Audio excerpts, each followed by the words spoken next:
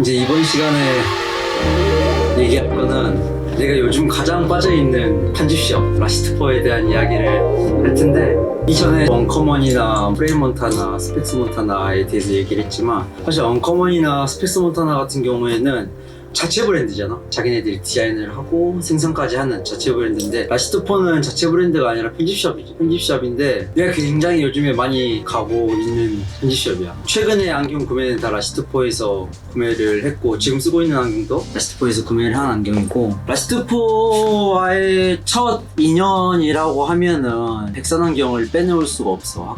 하쿠산 안경이 뭐 물론 여기 밑에 3개가 있긴 하지만, 그때가 2010 몇 년도일까? 기억도 안 나네. 이제 2016년도인가? 하쿠산을 가기 전에 이미 하쿠산이 런칭을 하면서 사실 우리나라 안경업계에 센세이션을 한번 일으켰잖아. 신사동에 직영점이 생기면서 하쿠산을 우리가 집중을 해야 되는 이유가 있어. 이전에 일본 브랜드들은 다 DT라고 하더라고. DT 금자 안경이나 뭐 이런 이펙터도 마찬가지고, 우리 국내 편집샵들이 일본에 직접 가가지고 물건을 들여와서 편집샵 형태로 팔았던 거지. 근데 하쿠산은 그런 DT를 주질 않았어. 직영점으로만 들어왔거든. 그게 이제 압구정의 첫 매장이었던 거고. 그러니까 사실 굉장히 뚝심 있는 보수적인 브랜드라고 보면 돼. 하쿠산은 실제로도 운영 방식이 굉장히 보수적이고, 우리나라에서 옷 좋아하고 안경 좋아하는 사람들이 그때 당시 하쿠산에 엄청나게 매료가 돼 있었으니까 나도 당연히 이제 관심이 있었지.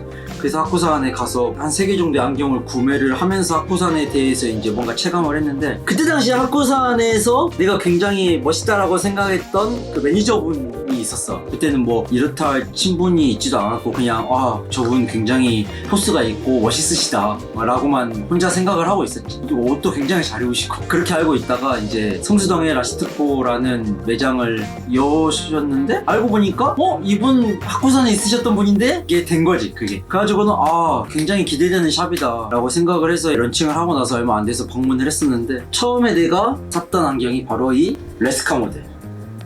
나는 이제 성수점보다는 집이 분당이니까 라시트포 인디고라고 이제 분당점이 있고 분당에 가는데, 이 레스카 브랜드를 굉장히 전문적으로 취급하는 샵 중에 하나야. 지금은 사실 레스카보다는 난 이제 이펙터 위쪽에 있는 이펙터 모델에 조금 더 집중을 하는 거고, 지금 이제 뭐 마케팅도 라시트포에서 이펙터를 좀 많이 미시는 것 같아. 그런 거 보면은 사실 편집샵들마다 각자 자신들이 미는 브랜드들이 있거든. 뭐 내가 이제 안경을 막 그렇게까지 잘 알지 못하니까 보자면은 뭐 이태원의 블링크 안경 같은 경우에는 큐파드라는 일본 브랜드를 굉장히 자신들만 아이덴티티를 갖고 밀고 있으시지. 압구정에 있는 리웍스 120 같은 경우에는 이제 커틀라인 그로스를 굉장히 전문적으로 취급을 하셨거든. 그래가지고 나는 이제 이 라시트포가 레스카를 약간 이렇게 본인들만의 뭔가 아이덴티티를 갖는 브랜드라고 처음에는 생각을 했는데, 요즘에는 사실 이 이펙터에 더 관심을 가지시는 것 같아. 이펙터 기존의 모델들을 발굴해내시려고 막 하시더라고. 그래서 예전 모델들을 가지고 막 콜라보도 하시고, 이 라시트포와의 첫 만남은 이 레스카의 피카 블랙 모델 이었다.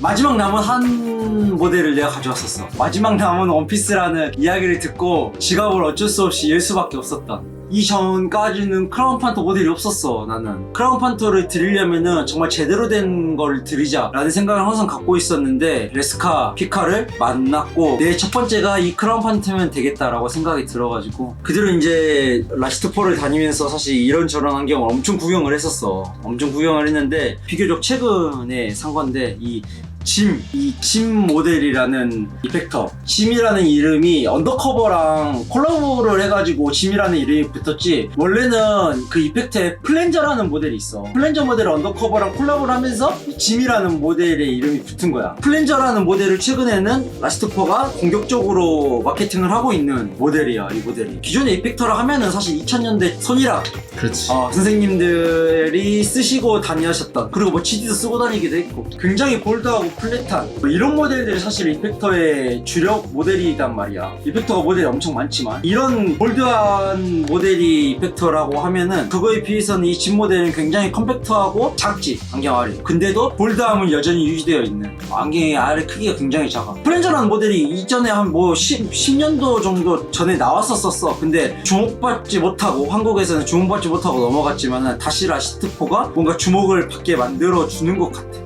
이펙터라고 말하지 않으면 사실 이펙터스럽지 않아. 라시트포 선생님들이랑 얘기를 하다 보면은 그것 때문에 사실 이 모델을 골랐다라고 하시더라고. 이펙터스럽지 않지만 충분히 이펙터스러워. 멋있는 모델이야. 플랜저 모델이 클리어 모델이 아니고 홀테 뭐 흰색, 초록색, 뭐 파란색 이런 게 나오는데 나는 이런 클리어한 색깔에 조금 더 매력을 느껴가지고 플랜저 모델을 구매하진 않고 언더커버랑 콜라보를 했던 진 모델을 구매를 했어. 라시트포랑 콜라보한 플랜저 모델은 뭐 여기 리벳이 좀 바뀌었더라고. 뭐 이게 다이아몬드가 지금은 가로로 눕혀져 있지만 뭐 세로로 세워졌던가 아무튼 좀 디자인적인 요소가 조금은 달라. 그래서 라시트포랑 콜라보한 플랜저 모델이 있다라는 거. 이펙터를 얘기를 하자면은 이 퍼즈 모델을 빼먹을 수가 없어. 이게 이펙터, 우리나라의 이펙터 시장은 이 퍼즈거든. 이거는 내가 쓴 지 한 7, 8년 정도는 된 것 같은데 이거는 라시트포에서 구매한 건 아니고 그때 당시에 인터넷으로 산 건데 이거는 내가 갖고 있는 가장 첫 번째 이펙터 모델. 이거는 워낙 유명한 모델이니까 퍼즈 S 모델. 기본적인 퍼즈는 이것보다 훨씬 더 크지? 근데 이거는 이제 또 얘기를 하자면 손이락 씨랑 그리고 내가 요즘 굉장히 좋아하는 우리 제주도 편집자 해브에버 사장님이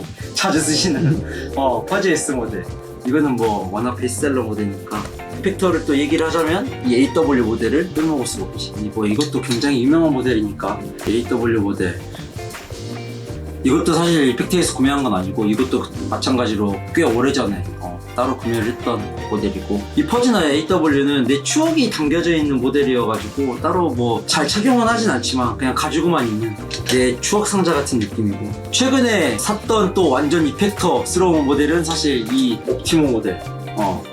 이것도 마찬가지로 굉장히 오래전에 이펙트에서 출시했던 모델인데 라시트포에서 다시 주문을 하셨어. 보시다시피 굉장히 태가 특이해. 웬만한 사람들이 잘 시도하지 못하는. 마지막 하나 남았더라고 라시트포에. 장난삼아 써왔는데 나랑 그래도 잘 어울리는 것 같아가지고 마지막 한 피스라는 그 얘기를 듣고 어쩔 수 없이 가져올 수밖에 없었다. 마지막 한 피스. 마지막 한 피스. 맞아. 근데 거짓말이 아니야. 이거는 다시는 구하고 싶어도 못 구해. 이거는 뭐 사장님 피셜이지만 이펙트에서 주문하려고 해도 자기네들도 재고가 없다고 구할 수 없는 모델이라고 해. 실제로 인터넷에 검색을 해봐도 나오지도 않아, 이 옵티모 모델은. 그래서 수집용으로 사실 갖고 있지. 내가 잘 쓰지는 못하고, 왜냐면 너무 강해가지고 쉽게 쓰지는 못하고, 그래서 2번인가밖에 못 썼어. 굉장히 캐릭터가 짙은, 아까 그랬지, 정샘물 선생님 안경도 같은 거의 이런 느낌. 대부분의 지금 최근 안경을 다 라시트포에서 구매를 했는데 가장 최근에 구입한 따끈따끈한 모델, 팩토리 900의 FA360 모델. 이거는 가장 최근에 구매해서 그런지는 몰라도 가장 맛있게 쓰고 있는 모델인데, 팩토리 900이라는 일본 브랜드는 브랜드 슬로건이 퓨처 아이웨어, 미래지향적인 굉장히 실험적인 디자인을 가지고 있는데, 팩토리 900의 다른 모델을 보면은 굉장히 특이해. 클래식 기반의 안경을 좋아하는 사람들이 큰 메리트를 느끼지 못하는 안경일 수 있는데, 라시트포에서 일하는 직원 형님이 처음에 이걸 쓰고 계셨고 너무 멋있어가지고 그 안경 뭐냐고 물어봤더니 이 팩토리 900이었어. 그래가지고는 하나 같아요? 아니 이거는 없었어, 재고가. 그래서 2달을 기다렸어. 주문을 하고 2달을 기다려가지고 가장 최근에 받았던 이 안경을 정말 잘 보여줘야 되는데 고글이야. 고글 느낌이야. 이 팩토리 900의 이 안경의 특징이 뭐냐면은 지금 위쪽 이 쉐입이 구부러져 있지. 활 모양처럼 구부러져 있는데, 이게 팩토리 900이 가지고 있는 기술력이라고 보면 돼. 나도 이제 설명을 들은 건데, 휘어져 있잖아. 이거는 추가적인 가공이 아니라 열을 가해가지고 그대로 휘인 거래. 근데 이렇게 이 정도로 휘는 게 정말 어렵다라고 하더라고. 이 팩토리 900의 기술력을 느낄 수 있는 퓨처리즘을 표현하고자 하는 이 안경 굉장히 특이하지? 뭐라 해야 되지? 이 렌즈가 굉장히 특이하게 붙어있어, 안경이랑. 굉장히 고글스러운, 스포츠 고글이라 해도 무방한 안경을 최근에 드렸어. 2달 동안 기다려가지고. 그렇지, 이렇게. 굉장히 특이하지? 굉장히 특이한 안경이다. 그리고 이제 마지막에 이 얘기를 안 할 수가 없어. 이 테오 안경. 이것도 비교적 최근에 라시트포에서 드린 안경인데, 테오라고 하면 그 메탈 안경들이 주를 이루거든. 근데 이 테오 안경은 신상이 아니라 굉장히 오래된 테오 안경이야. 테오 초창기 뿔테 안경이 나온 지가 꽤 됐거든. 근데 이제 라시트포에서 이 테오 밀레라는 안경 1번부터 5번 정도까지요, 밀레 라인의 뿔테들이 있는데 브릿지가 굉장히 특이하고, 최근에 프레임몬타나 최영훈 사장님께서 라시트포에 자주 방문을 하시는데 가셔서 똑같은 걸 구입을 하셨더라고. 근데 내가 먼저 구입했어. 내가 먼저 구입했고, 이거는 이제 전형적인 테오가 아닌 듯한 느낌의 테오 느낌. 이것도 굉장히 특이해. 사실 전형적인 테오는 나랑 안 어울려. 메탈이기도 하고 굉장히 조금 기하학적이어가지고 나랑 잘 안 어울려가지고 테오라는 브랜드의 큰 매력을 못 느꼈어 이제까지. 근데 이게 테오라고 해서 깜짝 놀랐던 거지. 이 안경이 테오 밀레의 05번 모델. 굉장히 특이한 안경입니다. 쉐입이 일반 다른 브랜드에서는 시도하기가 정말 어려운.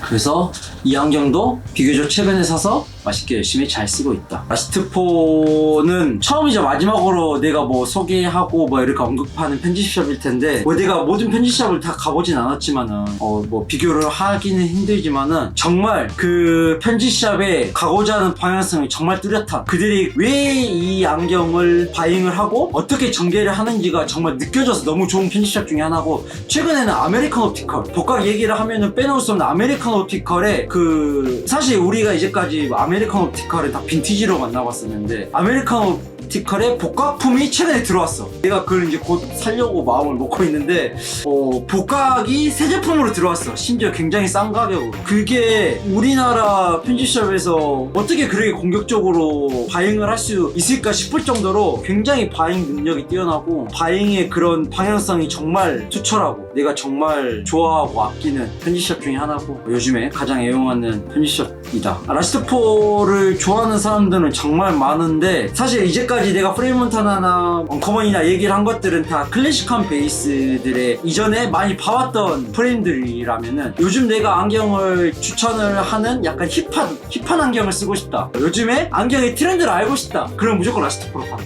무조건 라스트포로 가서 그냥 구경을 하면은 그 자체가 트렌드야. 트렌드를 이끄는 편집샵이다 라고만 생각을 하면 돼. 라스트포 사장님이 맨날 놀러오라고 했는데 뭐야? 자주 가야지 어떡해. 라스트포 화이팅!